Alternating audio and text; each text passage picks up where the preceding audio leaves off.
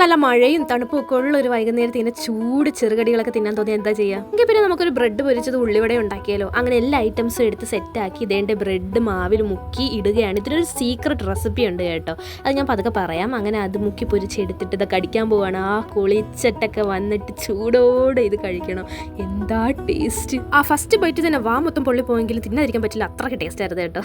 ഇനി അടുത്ത് നമ്മുടെ മെയിൻ സാധനത്തിൻ്റെ വരവാണ് ഉള്ളിവട. അങ്ങനെ എല്ലാം കുഴച്ച് സെറ്റ് ചെയ്ത് വെച്ചിട്ടുണ്ട്. ഇതാ നല്ല ചൂടെണ്ണയിലേക്ക് നമ്മുടെ ഉള്ളിവട അങ്ങോട്ട് ഇട്ട് കൊടുക്കുകയാണ്. ഇതിൻ്റെ ഷെഫ് ആരെന്ന് വെച്ചാൽ എൻ്റെ അച്ഛനാണ്. അച്ഛൻ ഇങ്ങനെ പ്രത്യേക ഇങ്ങനെ കടികളൊക്കെ ഉണ്ടാക്കാൻ ഭയങ്കര ഇഷ്ടമാണ്. നമ്മൾ പറയേണ്ട താമസം എല്ലാം അരിഞ്ഞ് നമുക്ക് ഉണ്ടാക്കി തരാൻ പുള്ളിക്ക് ഭയങ്കര ഇഷ്ടമാണ്. അങ്ങനെ ഇതാ എല്ലാം സെറ്റ് ചെയ്ത് വെച്ചിട്ടുണ്ട്.